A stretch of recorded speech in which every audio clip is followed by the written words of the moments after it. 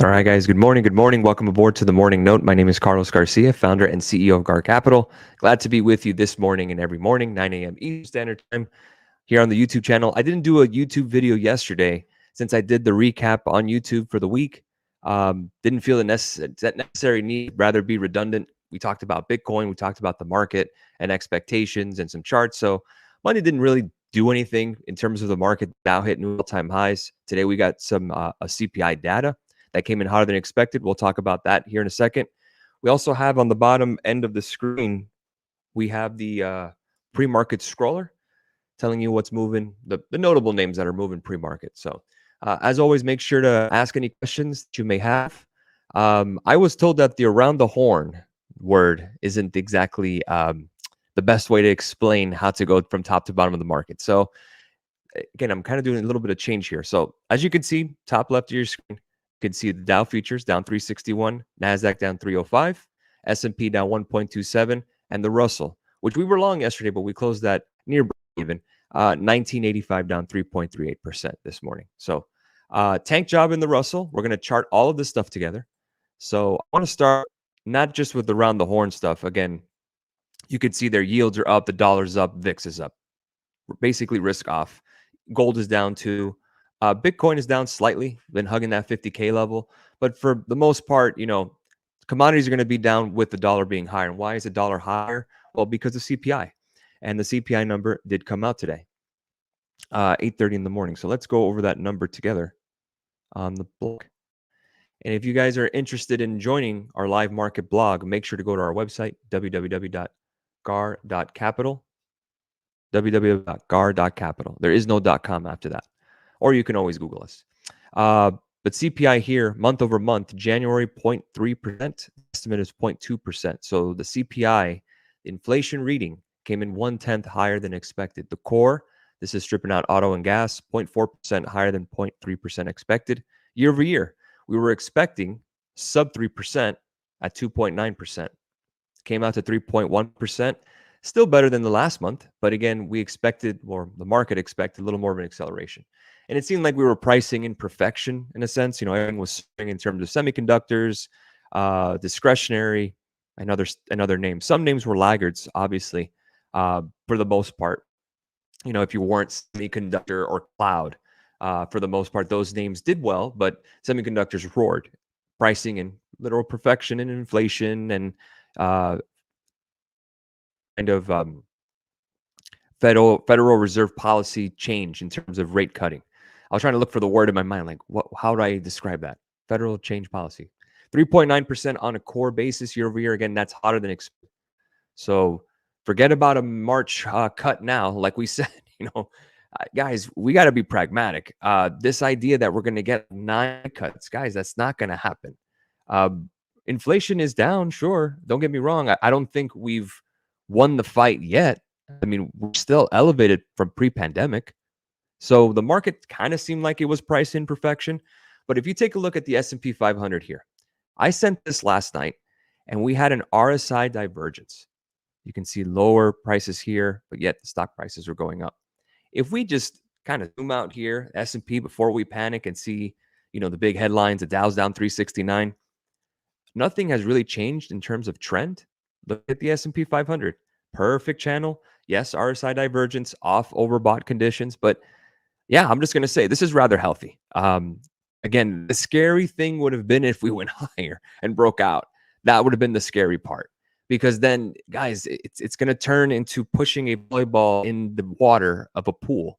You hold it as long as you want, but eventually it's going to pop higher. Do that the inverse. The higher you go, you're going to have sharp fall. It's just the reality of the markets. It's just how it works. Escalator up and then elevator down. That's how you got to think of it. So this kind of pullback, not something that we're used to, obviously, lately anyways. RSI divergence. This is relative strength indicator, usually a technical indicator that we're going to get falling prices, at least in terms of the S&P. Let's go to the hourly chart. This is the last 20 days. Welcome back to last Wednesday, everybody. Glad to be with you.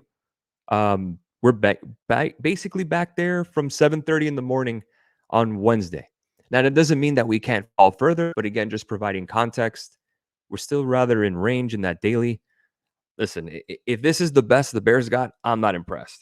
Have to give me a little more. I would not run out and buy this dip either, to be honest with you. Why? It's not much of a dip. Let's be honest. Look at here on the NASDAQ. We're what we were in the 6th of February, literally 7 days ago.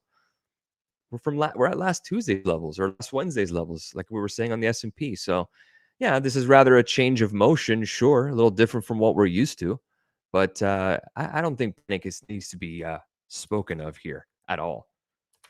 Again, guys, it's okay to have pullbacks.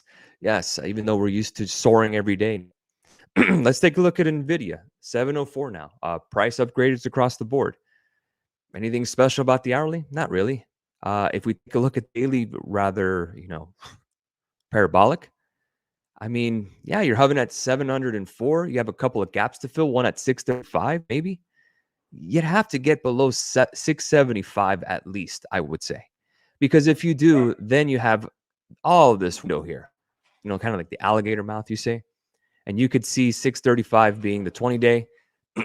Before you do anything, I would say you'd have to break that before any kind of dip buying opportunities even to present itself. Let's take a look at Tesla. Now, this one I had calls or have calls.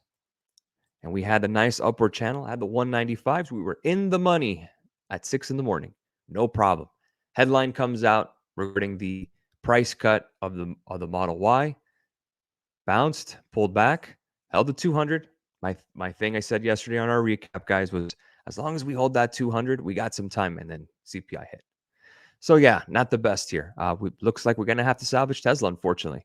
Tesla was looking for a bounce play, maybe set up for an inverse head and shoulders, possibly. We were up in that upward channel, and we just broke down. More likely, we're probably gonna get back to 175. So for anyone who wanted to buy the dip there, you might get an opportunity here on Tesla, unless we get some kind of bounce that is unforeseen in terms of the headline. It's just unfortunate because we had it pre-market. We were in the money pre-market. We were green on Friday, and this is just that's just the Scott. Just a shame, a real shame. Let's take a look here at ARM. Oh yeah, ARM has been on fire, right? What, $80 to like 133, effectively doubled.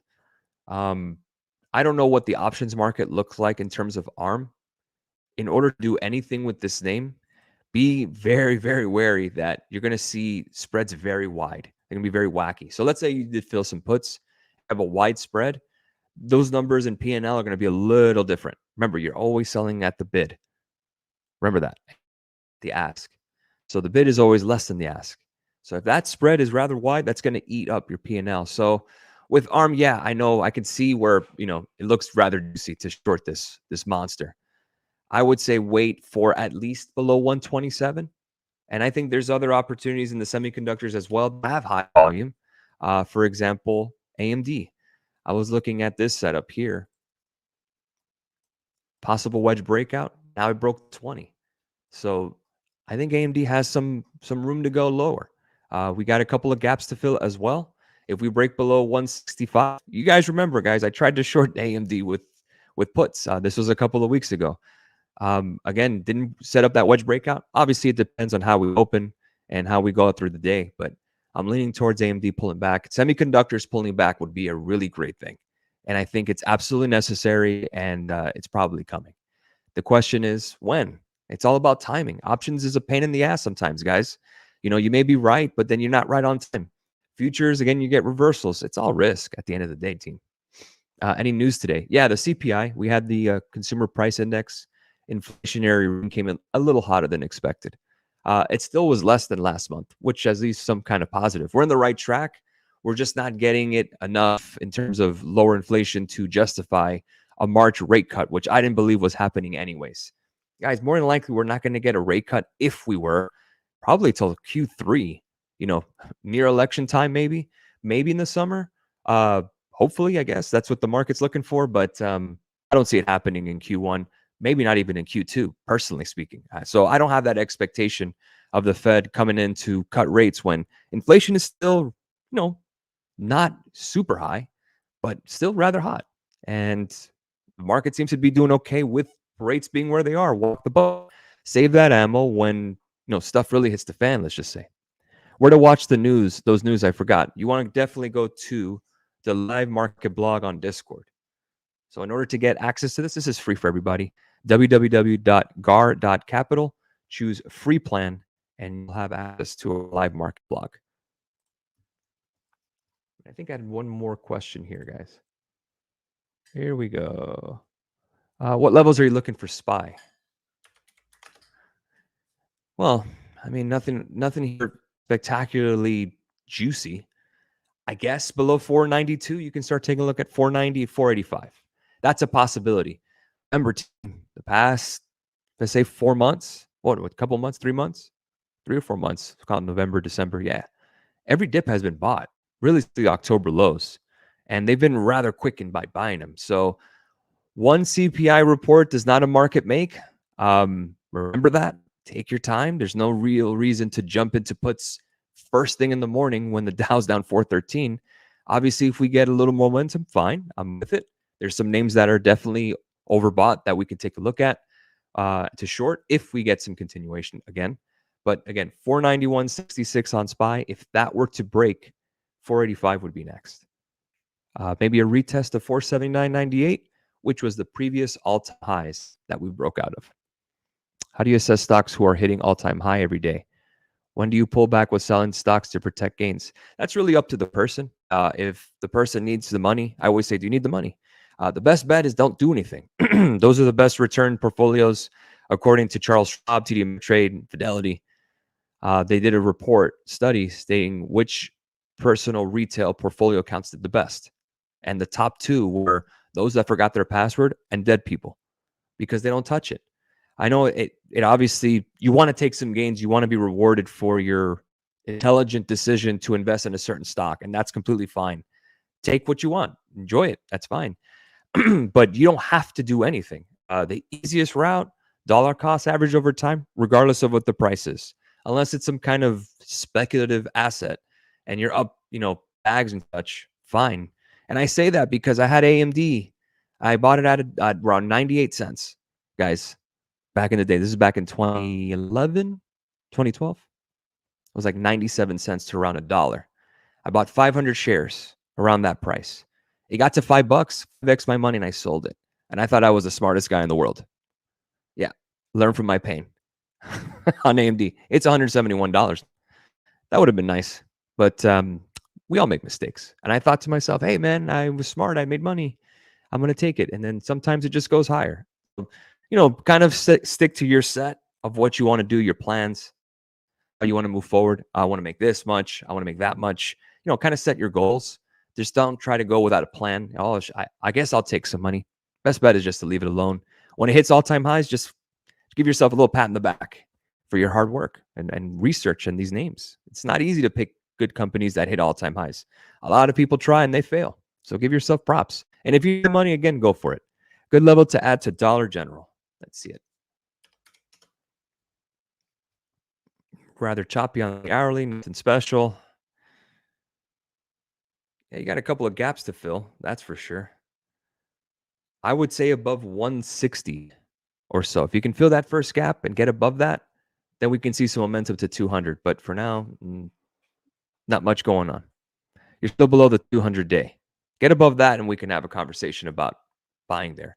Unless, again, dollar cost averaging over time, that's different. But if you're trying to time a level, the 200-day, usually above that is the best bet. Let's see where we are, bouncing a little bit here on ES, 49.70. Again, back to levels not seen since 6 in the morning on Wednesday. So we need something to break for us to get too excited. But for now, we're just watching the market. Unfortunately, Tesla's not making me a happy camper. So maybe it turns around in the morning. We will see. Have a great rest of your morning, team. I will catch you guys tomorrow for the next morning note. Make sure to like and subscribe our videos. Comment any of your questions. Glad to have you on board. We will see you tomorrow. Cheers all.